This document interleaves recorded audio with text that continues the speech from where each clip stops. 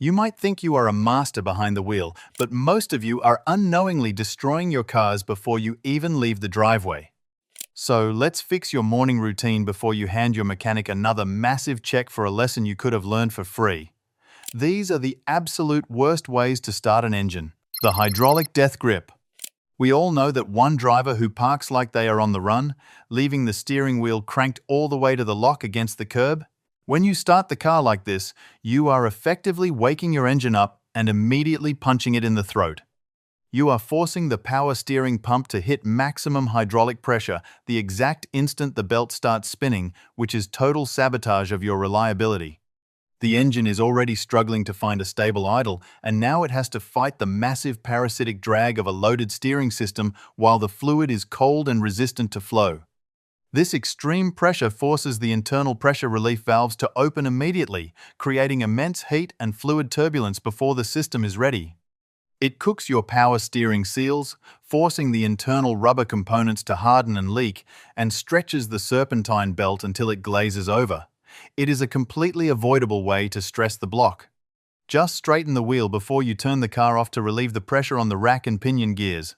It is zero effort and saves you from blowing out a pump that costs more than your first car. The grid overload. Speaking of stressing the system with unnecessary loads, let's talk about the people who treat their ignition like a light switch for a nightclub. If you leave your AC blasting, heated seats on max, and high-beam headlights beaming before you even turn the key, you are asking for trouble. The starter motor needs a massive, uninterrupted surge of cold cranking amps to kick over a stiff, cold engine block, and you are starving it. You are forcing the battery to multitask when it needs to be laser-focused on one job, which drops the voltage available for the ignition coils and fuel injectors. This weakens the crank speed, leading to a sloppy, slow start that barely catches because the spark is weak. It is bad for the starter, it destroys the lead plates in the battery cells by promoting sulfation, and it puts unnecessary strain on the alternator diode pack the second it starts spinning. This high electrical demand immediately upon startup forces the alternator to go to full field excitation instantly, generating massive heat in the windings. Turn everything off. Let the engine wake up, stabilize its voltage, and get the alternator field coil energized before you demand a tropical climate inside the cabin. The auditory torture. While electrical strain is silent, this next mistake is loud enough to wake the neighbors and make every mechanic within a mile radius cringe. We have all heard it, the driver who turns the key and just keeps holding it. The engine has clearly fired, it is running under its own power, but they are still twisting that plastic fob like they are trying to open a stuck jar of pickles. That grinding noise isn't just annoying, it is the sound of expensive metal being shaved off your flywheel ring gear. You are forcing the tiny starter pinion gear to stay engaged with a massive flywheel that is now spinning faster than the starter motor can physically handle. It is mechanical suicide for the Bendix drive and the one-way clutch mechanism inside the starter. The teeth get chewed up, sending jagged metal shrapnel into the bell housing where it can damage the clutch pressure plate or torque converter. If you are still driving a car with a physical key, learn to let go immediately. The second you hear combustion, get your hand off the ignition switch to let the solenoid retract the gear. You are not cranking a Model T, and replacing a flywheel requires dropping the entire transmission.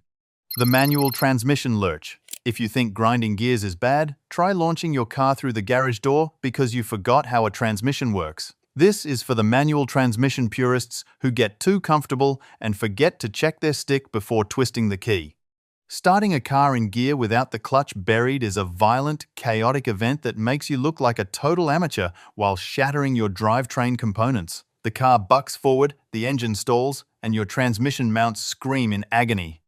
The starter motor is suddenly trying to move 2 tons of steel, which it was never designed to do, placing immense shear force on the internal armature shaft and the planetary gears inside the starter housing.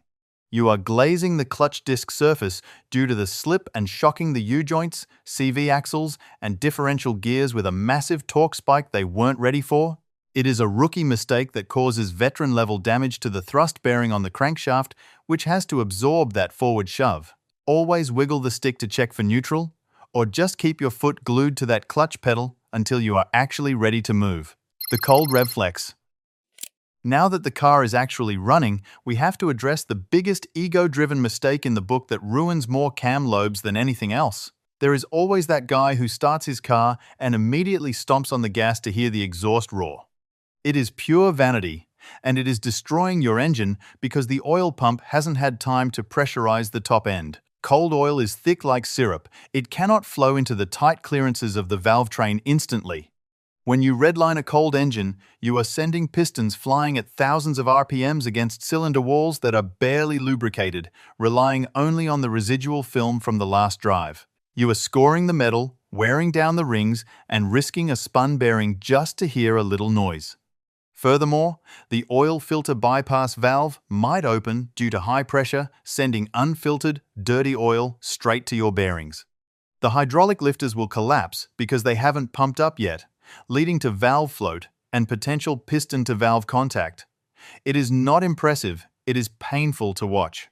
Keep the RPMs low and let the oil temperature catch up to your ego before you try to impress the parking lot. The carburetor ghost leg. The obsession with the gas pedal goes back decades to a time when metering fuel was a physical art form involving brass floats and jets. Some of you are still driving modern fuel-injected cars like they are muscle cars from 1970. You pump the gas pedal before starting, thinking you are priming the engine or setting the choke spring. Spoiler alert, you aren't doing either. In a modern car, the electronic control unit handles the fuel mixture with military precision, utilizing real-time data from coolant and air intake temperature sensors to determine the exact millisecond duration for injector pulse width. When you stomp the pedal, you are just confusing the computer. By physically opening the throttle body plate, you are disturbing the airflow calculations and throwing the throttle position sensor values out of sync with the engine's startup logic. In many modern vehicles, holding the pedal to the floor during cranking actually triggers a safety protocol called flood clear mode, which intentionally shuts off the fuel injectors entirely to air out flooded cylinders. If you do manage to trick the system into dumping extra fuel by pumping, this rich mixture acts as a solvent that washes the microscopic oil film right off the cylinder walls.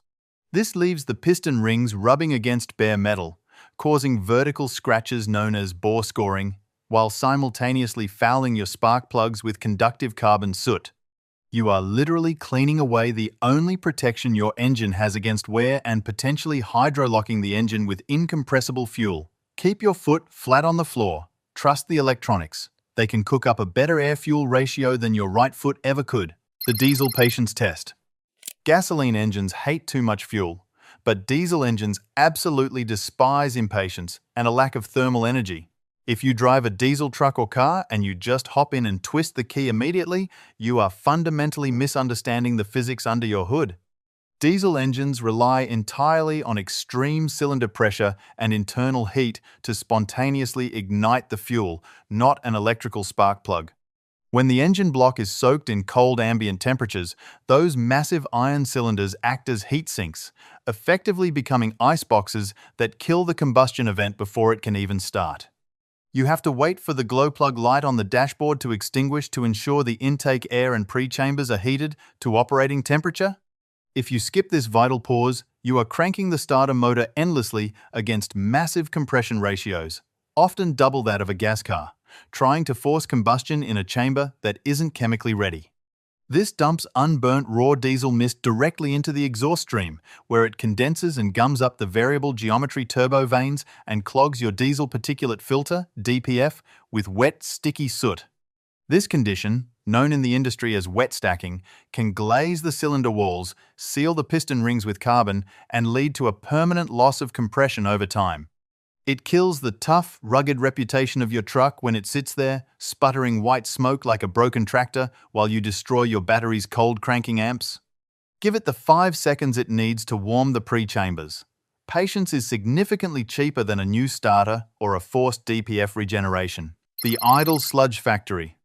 And of course, we have the well-intentioned drivers who think they are being mechanically sympathetic by letting the car idle for 20 minutes in the driveway every morning. This is the driveway warm-up myth, and it needs to die, along with the 3,000-mile oil change interval. Idling a cold engine is actually significantly harder on the internals than driving gently because the oil pressure is at its absolute minimum and the combustion efficiency is terrible. The engine computer stays in open-loop mode, running a fuel-rich mixture to keep the engine from stalling. But without any load on the drivetrain, the engine generates very little waste heat. It takes forever for the piston aluminum to expand and properly seal against the cylinder bore. Because the piston rings aren't fully sealed, combustion gases filled with raw fuel and water vapor blow past the rings and into the crankcase. In a hot engine, these contaminants boil off through the PCV system. In a cold, idling engine, they condense and dilute your expensive synthetic oil, breaking down its viscosity and turning it into a watery mess that smells like gas. This moisture creates that milky mayonnaise sludge you often see under the oil cap, which can clog oil passages and freeze in winter. Furthermore, while your engine might eventually get warm, your transmission fluid, differential gear oil, and wheel bearings are still stone cold because they aren't moving. You aren't babying the car. You are slowly poisoning it with acid formation and fuel wash. Give it 30 seconds to circulate the fluids, then drive it. The best way to warm up a machine is to actually use it.